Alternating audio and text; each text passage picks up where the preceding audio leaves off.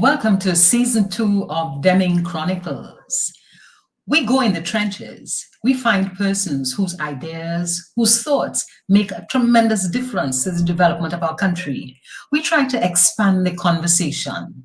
On this week's program, we have Glynis Alexander-Tam. Hi, Denise. Thanks for having me this afternoon. Lovely. And our next guest on this program is Wendell Manwarren. Welcome, Wendell. Greetings. Thank you for having me. Blessings. And you can look forward to an exciting show. We're going to be talking with technology and the creative. Let's see how those things mesh, or if they don't. Demming Chronicles. We'll be back shortly.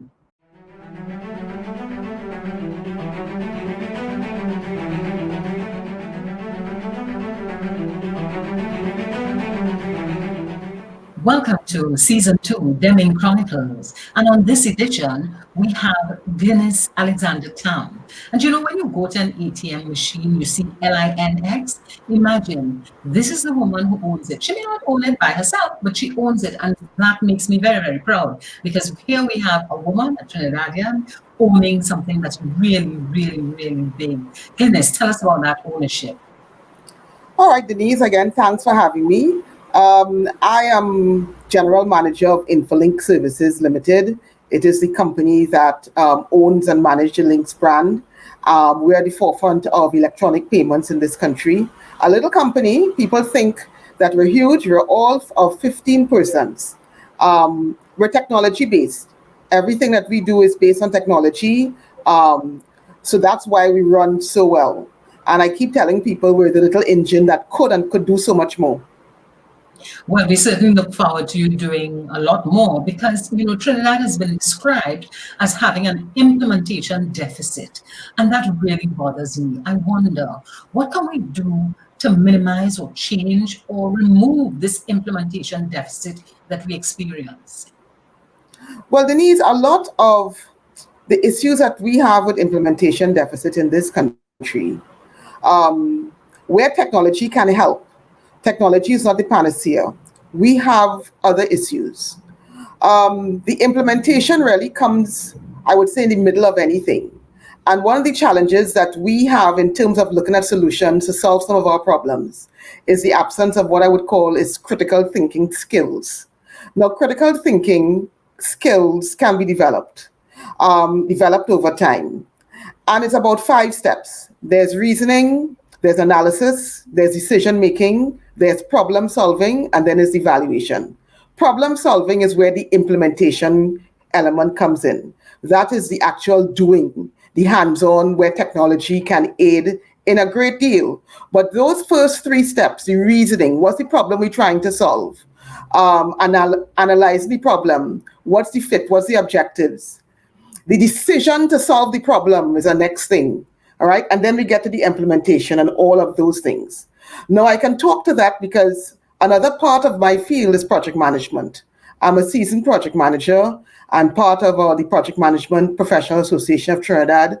So I talk project management all the time. My husband even tell me, oh God, they can't leave the project management behind sometimes because I run my house project management wise. And I always tell people, Trinidadians, we inherently are good project managers. You know why? You said something called Carnival is a project. I tell people that's my big example. It's a project, a defined timeline. Ash Wednesday not moving.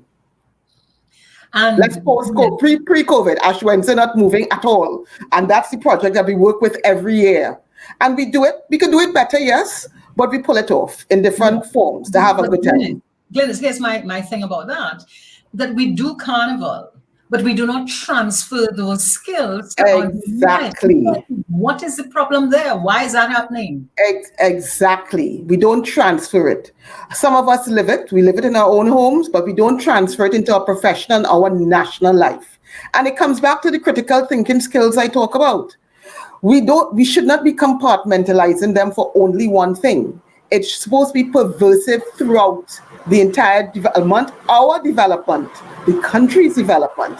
That's where those things are supposed to happen. And we talk about technology. We can't just say technology will solve it. It does not. Again, I come back. Technology is a tool. And it's only as good a tool as the person behind it. We always hear about the hammer and the tradesman. You could have a fantastic hammer, but if you can't hold that hammer well to pound that nail in, we wasting time.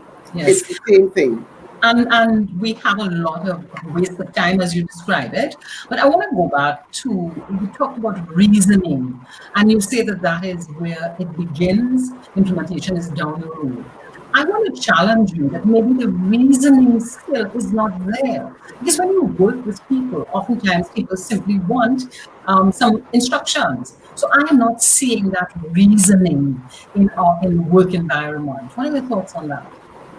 Reasoning, again, is a skill that's developed, right? It's not something, some people are born with good enough aptitude to develop strong reasoning skills in the short term. But the average person, reasoning skills is developed based on your education system. If the education system you are given and that you work with does not help you develop those critical skills, the reasoning skills from nursery to tertiary, within your home, how as a family we discuss things, we reason out problems internally to family, all of that add up to develop the reasoning skills of our citizens. And that is the dearth there. That is what is lacking. We have a problem internally at the family level and at the educational level. So Glynis, if you were given an opportunity to identify something that you could do that will make a difference, what would that thing be? What would you do? I would actually find ways to where I could more involve myself in the education part of this country, depending on at any level, whether it's at the primary level where you could volunteer. I'm pretty big in volunteering. I believe volunteering, to much whom is given, much is expected. And that's where volunteering comes in. We need to give up our time, right? Whether it's at the secondary level, whether it's even at the tertiary level in terms of mentorships, where those of us who are in professional life who can take time, find the time, volunteer to mentor persons, young persons who are up and coming in the tertiary level. Many times you hear people go through university and says, well, I don't know what I need to do. I can't think of what I want to do. Why? Because nobody has helped you putting real world issues, real world conversations, and tying it back to the education that you are more or less experiencing at the tertiary level. Again, at the bachelor's or the master's. I'm being very broad here. We need to help each other move along. That's the only way we'll get this country back on some sort of footing. Yes, yes. And I want you to just cast your mind 5 years down the road. What would you like to see on the national landscape that will tell you that we have managed our implementation deficit and that we're using technology in a way that is beneficial? Denise, surprisingly, when I think about that question, and it actually ties to some of other things, is how we treat with our resources, how we treat our environment. It worries me greatly that as a country, we do not focus on the protection of our environment, the preservation of our environment. And to me, when you see a people concerned about the environment and making a lot of efforts to protect, make it sustainable, then I know that our education system is on the right foot in making us broad and appreciating more than what the academics are. Because what we want are well-rounded persons in society. Our environment, the greenness, the sustainability, the fact that we look at pollution and all those things forms part of who we are as a nation and where our education informs us to do better. The environment. For me, that's a biggie. And, we think of the environment and we don't think of technology, but there is quite a link between the environment and technology. Huge link. You want to just tell us what your thoughts about that, the link between technology and the environment? So for example, technology is an enabler, right? Technology is used to improve, enable different processes, make it efficient. Let's translate that into some sustainability solutions that we need for this country. How we look at our water resources, how we look at our land resources, Technology could aid us with that tremendously. We talk about the Land Settlement Agency and they are so under-resourced in order to deal with things like squatting, etc. Drones, we have children playing with drones in the backyard. Drones, you put a solution of drones that could scan and see where illegal things are happening, whether it's illegal burning, illegal quarrying, illegal building, illegal digging and moving of the water courses. Drones, that's technology enabling. Lovely. Easy. And thank you very much, Glynis, for that kind of idea. I'm going to give you the opportunity to end the show. Tell me, what is your big dream in terms of technology and how can we implement it? All right. Technology is not, for me, should be very much pervasive. And when I think of the man on the street, all right, how does he know that the best use of technology is aiding him in his living? Because at the end of the day, we want to earn a living. We want to have what we call a good life, right? Being able to take care of our families, have entertainment. How does technology impact that? Well, we see it on the entertainment front, but let's look at the living day to day. All right, government services.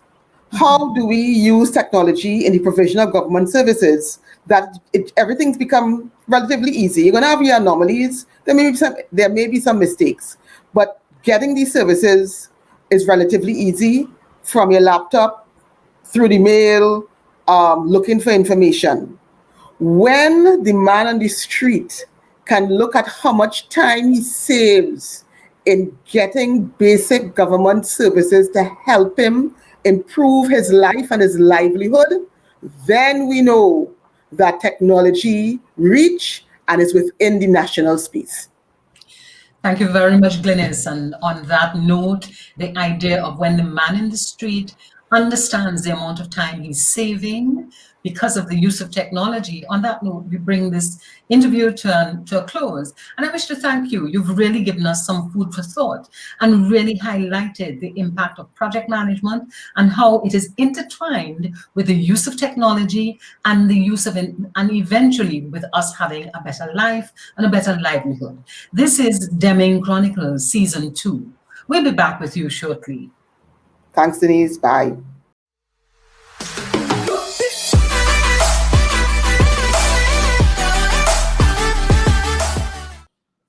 Demming Chronicles, welcome back.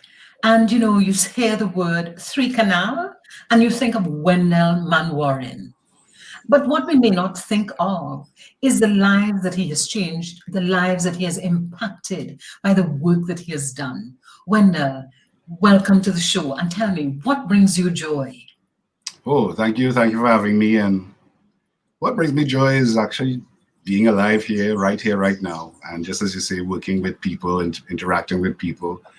I consider it a blessing to be a Trinidadian, alive in these times, working in the realm of our cultural sphere, intrigued by all things that help define us as a people. And our expression intrigues me, and these things bring me joy. And apart from that, music, of course, there's certain things about music that I've always been drawn to and attracted to, particularly our music, our expression. And I'm an avid reader, a very keen student of our history. And discovering our story brings me a great deal of joy. Thank you very much, Wendell. That is so inspiring. And a lot of us, when we think of creatives, we think only of, let's say, painters or singers. But when I say creatives, what do you think about? Well, currently creatives is one of those catchphrases, like words like influencer. And, when you check the dictionary, creative is an adjective. So, we are all creative to one degree or another. We all possessed of different types of intelligence, I like to say. And just like Glynis there is drawn to technology and uses the technology in the advancement of us and our being, I'd like to think I use the creative arts or the sort of aspects of our expression to do the same. I think, given the time we're in with the availability of technology, and just as we're doing now, having what would have previously been a TV broadcast almost, It has afforded us all to be a little more expressive, and in that ability to express ourselves, we see our inherent ability to be creative, because I think we're all possessed of an imagination. If you want to push it further, some people then go on to hone that creativity, and they become sort of specialists in what they do. So you still have that realm of, the artists, or the master craftsman, or people taking time to invest in their craft. I still recognize and give a lot of time for that. But Wendell, traditionally people they see a link between the professions like the law and medicine and income generation. Mm-hmm. But there is a link between creativity and creatives and income generation. Could you just talk a little about how that link works? Yeah, well, absolutely. Glynis just spoke about, our resources, our natural resources. And I would like to think that our biggest natural resource is us and our imagination and our potential to imagine our way out of any situation or into new spheres, as proven by our cultural product, as proven by the fact that at a certain point, a bunch of little fellas from behind the bridge make something called pan. I mean, that's alchemy, that's science, that's art, that's all sorts of things happening in that moment, and almost from the ground up. And it's this gift that we've given the world. And, have we invested in exploring that and really evaluating that and putting that in context and really reaping the benefits of that? I mean, our creative endeavors can help define us. The countries in the world that have the fewest natural resources, they have to use their imagination to create technologies and create means of expressing their stories that could impact the world and redound to them, that they can earn income from, and then not just earn income, but project a sense of self that then becomes almost like like the pitch lake, like you could keep digging from it and it will replenish itself because we keep feeding it and investing in that. And that's my dream, Mm-hmm. And for me, it's very clear. And the creative, every area is tasked to be creative. Every undertaking, whether from the technological to the engineering or what have you, it employs an element of design and some imagination and some thought. So it's all around us. It's part of the ecosystem, and I'm saying we need to recognize that and give that a value, and also understand that the creative or the artist, in a sense, is doing what they're drawn to do, so in order for us to take that raw resource and mine it, M-I-N-E, like there's a ore, and you mine it and you refine it, and then you package it and you process it, and then you could sell it. And those are all the steps that are missing, and we keep expecting that the artists ought to be able to do all those things for themselves when it is clearly proven that it's nigh impossible, and very few artists are able to. And the ones that are able to are the ones that actually have some kind of support, managerial support, or some other people come on board to help make that happen. So we need to see the interconnectedness of all things, and at the root of all that has to be creativity, creative spark, imagination. Mm-hmm. Mm-hmm. When I look around at our society, I feel a little bit disappointed that we do not value the creative sector. That oftentimes you ask someone to do something for you in the creative sector, and people feel that is free because they don't value that as something that they should be paying for. What can we do to ensure that the creative sector thrives and that people are able to earn a reasonable living based on their creativity or their non-traditional activities? You've used the word several times, which is value, right? Value. We have to attach value. The creative can demand value, but if the person out there who's calling upon whatever the creative has doesn't commiserate, or if it's not respected, then you find yourself having to devalue what it is you do, what you think has inherently has such value. So what I'm saying, we have to appreciate the things that we give form to in our expression and find the value in it. Add the value. Value has to be added in many regards, right? It's one of those intangibles. You have to see this thing as valuable. You can see it as rubbish. You can see it as noise. When you look at and a lot of this has to do with history and the story that we've inherited about ourselves and our expression, right? So I'm a student of Carnival, and that has led me to be a student of our history. And in trying to find out more about our Carnival history, all I have to draw upon are the records from the people who had an inherent disdain for Carnival. So everything is described pejoratively. Everything is described. The music is described as noisy. The parading is described as barbaric and grotesque, and and then you have to be able to put yourself inside the other frame of mind and say, well, I'm not having the opportunity to hear from the other side, and I see myself on the other side. So now I have to imagine that story and try to tell that story from my perspective, right? So what you call it noisy is my vibration. What you call it grotesque is my expression, and I have to claim that, see the value in that, and see how that sets me apart from the rest. Because few of us understand what our Jamet culture is, and it was a resistance to an assimilation. It was a resistance to acculturation that they didn't see reflected in their value systems. Somewhere along the line, we kind of got stuck in being resistant, and we haven't kind of like used that Jamet instinct to propel us further with our native expression, our native intelligence, and all those things that are inherently us. Yes. Wendell, I'm totally piqued by the Jamet instinct that you have described. Can you tell me a little more about that Jamet instinct? I mean, and what is going through my head is the line of a calypso, bring out the Jamet in me. Yes, of course. Denise Belfort, it's one of those things that we have to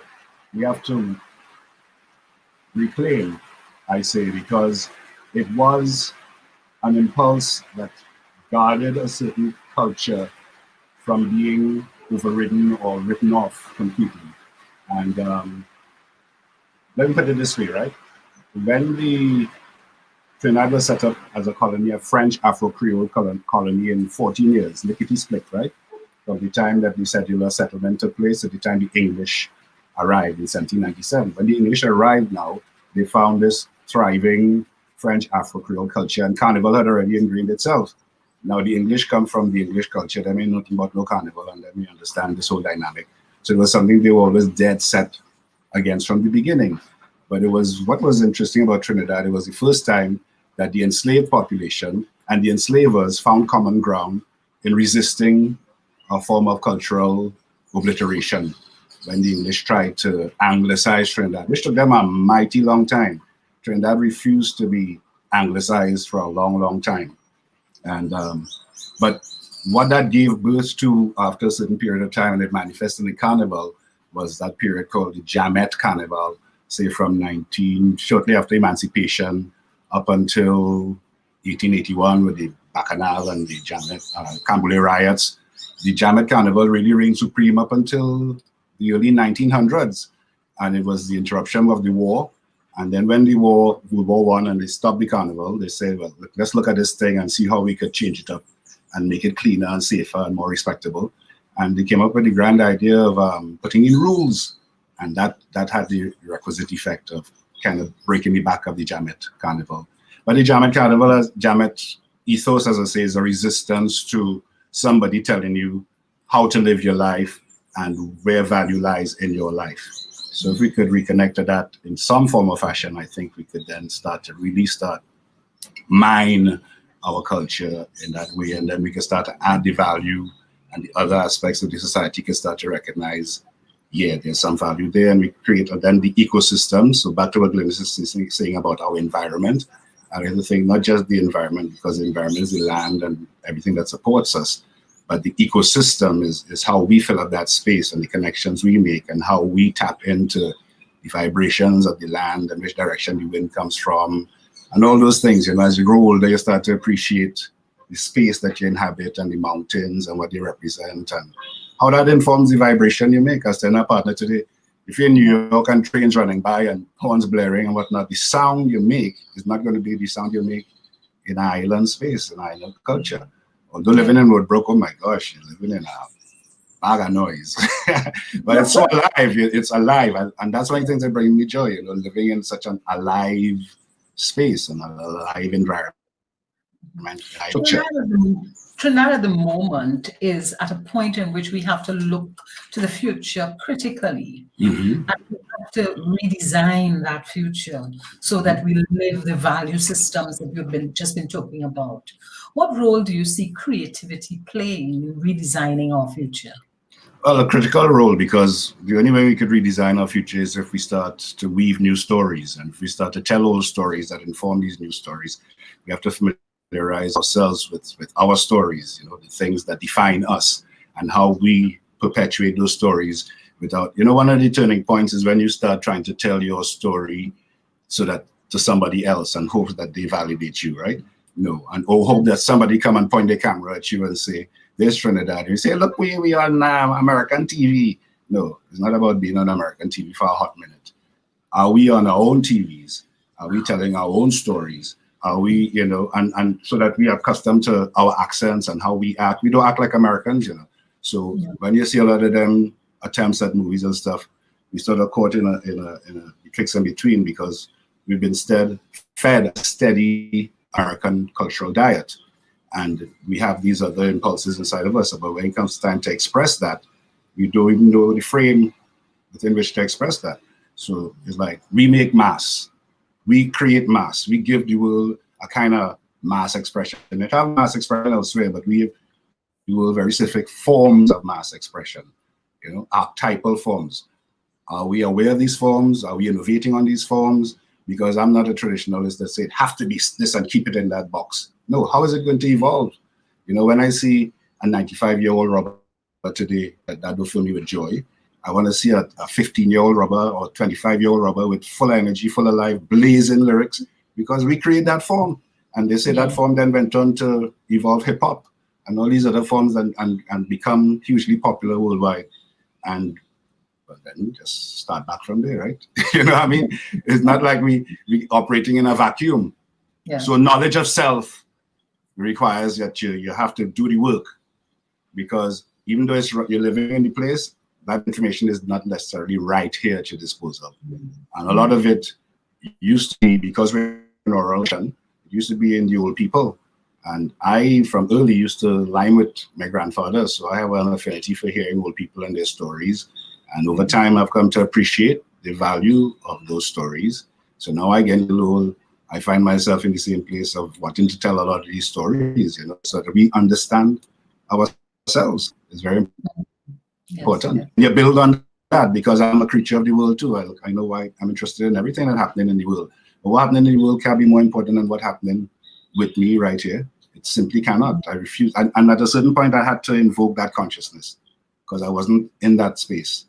And the thing that afforded me that was creativity, the arts, theater, Trinidad 10 theater. They brought me back to a sense of self, because they were grounded in carnival theater. This Irish woman come and bring and set up this tent theater like a big circus and say, come, let's create a new form of theater using all your carnival characters. And I was lucky enough to be a part of that. And then working with Minshall, working in mass, working on that level, with his vision of mass as art in the heyday, and I was just fortunate to fall right in and thrive in that environment. That was my university. I learned from the University of Mass, and then falling into theater workshop and working with a Walcott and working all these Caribbean classics and the language. And once again, that work was rooted in that sense of, we got enough, not just for yourself, but for the whole world, And Wendell, I suspect that we're in a bit of a crisis at the moment in terms of who we are and how good we are. What words of wisdom, what would you share with our audience to help us to be grounded again? Well, it's there, as I say, it's there in the works that have come before us, and it's so easy. You just need to revisit those works, visit the works of the Black Stallion, revisit the works of the Shadow, revisit the works of, Derek Walcott. Might be a little highfalutin for some people, but when you encounter Walcott, you realize how dumb he was. One of my favorite expressions is from Shadow. He says, everybody is somebody and nobody is nobody. And for me, that's an incredibly profound philosophical statement. And if we start from that kind of, okay, yeah, everybody is somebody and nobody is nobody. I mean, everybody have equal access and equality, but fundamentally, everybody is somebody. So for me, learning from our culture, learning from Lancelot Lane had a profound impact on me. You know, he says, if a man wants to set false standards for you to follow, to heed what you say, and don't believe what foreigners do is better than you, because that ain't true. It's a natural, you know, it's a natural block. It hard to unlock. It had like a rock with it. You don't work. You will live an illusion trying to be another man. So don't believe what foreigners do is better than you, because that ain't true. And that was said in 1970. That was said in 1970, same time, Black Power movement. So there was a consciousness afoot then that I think, you know, that didn't perpetuate, because I think what happened is that, boom, we had a boom. We had money, and then we had a next boom. And not only that, the second time we had a boom, we had cable. And then after that, we had internet. And so opportunities to sort of learn from yourself. Like I learned about myself because we had one TV station, TTT. So for better or worse, I had to watch Holly B, you know, Lucia Farrell, Best Village. I learned a lot from Best Village, you know. And these things at the time that was like, oh gosh, I'd rather watch this or I'd rather watch that. At the end of the day, they kind of root you and ground you and help define you. So you know your folk songs, you know your folk stories, you know your traditions and your forms. And that's what your value system is defined by. And at a certain point, you can appreciate everything the world has to offer. But, you know, I like home. But home is home. Yes, and we have to be rooted in home and ensure that our values are connected to our history. And that's how we can redesign our future. And that brings our interview today with Wendell Manwarren to a wrap. Thank you very much for being with us, Wendell. Thank you, Denise. Thank you for the opportunity, and keep on doing the good work you're doing, you know, just affording us to tell our stories. Like I just learned about Glynis there, and I'm thoroughly inspired and fired up on many fronts. Lovely. So thank you. Thank you very much, Wendell. And that brings this week's edition of Demming Chronicles to a close. We've had an excellent, rich discussion about technology, as well as a discussion about creativity and finding ourselves and redefining our values and finding who we are. Thank you very much for being part of Demming Chronicles Season 2. We'll be back with you next week. Until then, be safe.